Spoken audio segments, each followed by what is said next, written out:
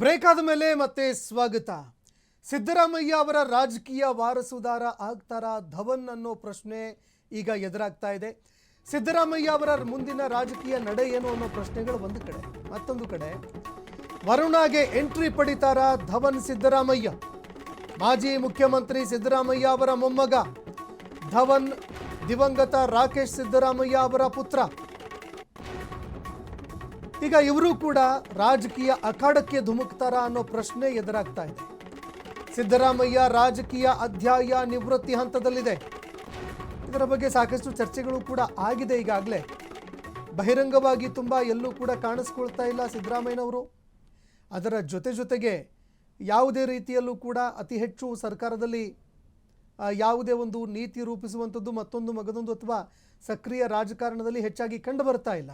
ಆದರೆ ಈಗ ಮೊಮ್ಮಗನ ಭವಿಷ್ಯವನ್ನು ರೂಪಿಸ್ತಾ ಇದ್ದಾರೆ.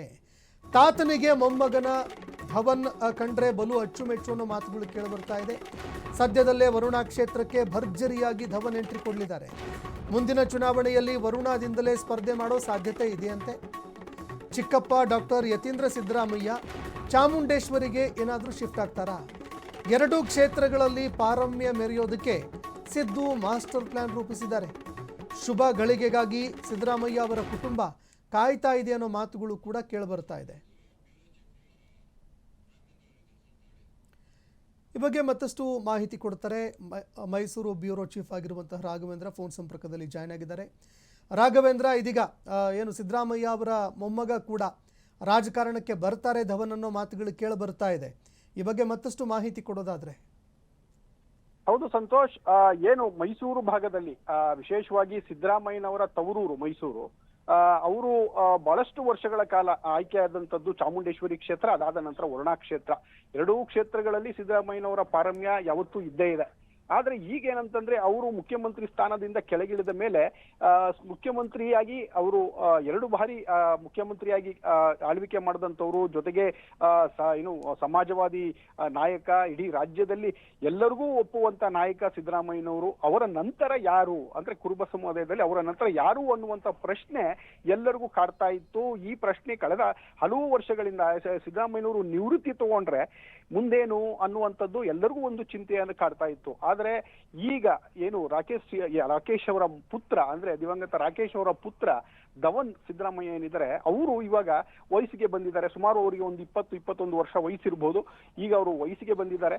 ಜೊತೆಗೆ ತಾತನ ಜೊತೆ ಕೆಲವು ಸಮಾರಂಭಗಳಲ್ಲಿ, ವೇದಿಕೆಗಳಲ್ಲಿ ಕೂಡ ಆಗಾಗ ಕಾಣಿಸ್ಕೊಂಡಿದ್ದಂತೂ ಇದೆ. ಅದರಲ್ಲೂ ಕೂಡ ಒಂದು ಕಾರ್ಯಕ್ರಮದಲ್ಲಿ ಸಿದ್ದರಾಮಯ್ಯನವರೇ ಧವನ್ ಸಿದ್ದರಾಮಯ್ಯನವ್ರನ್ನ ಪರಿಚಯ ಮಾಡಿಸಿ ಅವರು ರಾಕೇಶ್ ಸಿದ್ದರಾಮಯ್ಯನವ್ರ ಪುತ್ರ ಅಂತೇಳಿ ವೇದಿಕೆಯಲ್ಲೇ ಪರಿಚಯ ಮಾಡಿಕೊಟ್ಟಂತದ್ದು ಇದೆ. ಈಗ ಏನಂತ ಹೇಳಿದ್ರೆ ಅವರನ್ನ ಮತ್ತೆ ರಾಜಕಾರಣಕ್ಕೆ ತರಬೇಕು ಅನ್ನುವಂಥದ್ದು ಒಂದು ಕಡೆ ಪ್ರಯತ್ನ ನಡೀತಾ ಇದೆ. ಸಿದ್ದರಾಮಯ್ಯನವ್ರ ಮೇಲಂತೂ ತುಂಬಾ ಒತ್ತಡ ಇದೆ. ಯಾಕೆಂದ್ರೆ ಸಿದ್ದರಾಮಯ್ಯನವರ ನಂತರ ಅವರ ಕುಟುಂಬದಿಂದ ಯಾರಾದ್ರೂ ಒಬ್ರು ರಾಜಕಾರಣದಲ್ಲಿ ಇರಬೇಕು, ಏನು ಕುರುಬ ಸಮುದಾಯಕ್ಕೆ ಒಂದು ದಿಕ್ಕುದಶೆ ಕಲ್ಪಿಸುವಂತ ಒಂದು ನಾಯಕತ್ವ ಬೇಕು ಅನ್ನುವಂಥದ್ದು ಏನು ಬಹಳ ಒತ್ತಡ ಇತ್ತು. ಅದಕ್ಕೆ ಪರಿಹಾರ ಅಂತ ಹೇಳಿದ್ರೆ ಅದು ಧವನ್ ಸಿದ್ದರಾಮಯ್ಯ ಅನ್ನುವಂತ ಮಾತುಗಳು ಈಗ ಕೇಳಿ ಬರ್ತಾ ಇದೆ.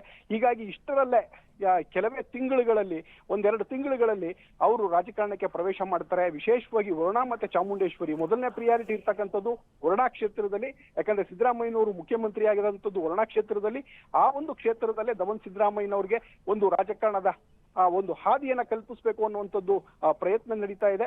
ಅದಾದ ನಂತರ ಚಾಮುಂಡೇಶ್ವರಿ ಕ್ಷೇತ್ರಕ್ಕೆ ಏನು ಪುತ್ರ ಯತೀಂದ್ರ ಸಿದ್ದರಾಮಯ್ಯನವ್ರನ್ನ ಅಲ್ಲಿಗೆ ಶಿಫ್ಟ್ ಮಾಡಿ ವರುಣಾ ಕ್ಷೇತ್ರಕ್ಕೆ ಧವನ್ ಸಿದ್ದರಾಮಯ್ಯನವ್ರನ್ನ ತರಬೇಕು ಅನ್ನುವಂಥದ್ದು ಒಂದು ರೀತಿಯ ಒಂದು ಹಂತದ ಚರ್ಚೆಗಳು ನಡೀತಾ ಇದ್ದಾವೆ. ಅದು ಇನ್ನೂ ಒಂದಷ್ಟು ಕ್ಲಾರಿಟಿ ಸಿಗಬೇಕಾಗಿದೆ. ಆದ್ರೆ ಧವನ್ ಸಿದ್ದರಾಮಯ್ಯನವರು ರಾಜಕಾರಣಕ್ಕೆ ಪ್ರವೇಶ ಮಾಡುವಂಥದ್ದು ಮಾತ್ರ ಖಚಿತ.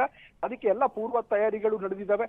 ಜೊತೆಗೆ ಏನು ಸಿದ್ದರಾಮಯ್ಯನವರ ಪತ್ನಿ ಏನಿದ್ದಾರೆ, ಅವರು ಒಂದು ಶುಭ ಗಳಿಗೆಯನ್ನ ಕಾಯ್ತಾ ಇದ್ದಾರೆ, ಒಂದು ಒಳ್ಳೆ ಮುಹೂರ್ತವನ್ನ ಕಾಯ್ತಾ ಇದ್ದಾರೆ. ಅವರು ಅಪಾರ ಆಸ್ತಿಕರಾದ್ರಿಂದ ಅವರು ಬಹಳ ಒಂದು ಇದರ ಏನು ಒಂದು ವಾಸ್ತು ಇರ್ಬೋದು, ಬೇರೆ ಬೇರೆ ಕಡೆ ನಂಬಿಕೆ ಇರೋದ್ರಿಂದ ಅವರು ಒಂದು ಒಳ್ಳೆ ಸಮಯವನ್ನ ಕಾಯ್ತಾ ಇದ್ದಾರೆ. ಆ ಸಮಯ ಬಂದ ತಕ್ಷಣ ಅವರಿಗೆ ಒಂದು ಗ್ರೀನ್ ಸಿಗ್ನಲ್ ಸಿಗುವಂತ ಚಾನ್ಸಸ್ ಇದೆ. ಸಂತೋಷ್, ಧನ್ಯವಾದಗಳು ರಾಘವೇಂದ್ರ ನಿಮ್ಮೆಲ್ಲ ಮಾಹಿತಿಗೆ.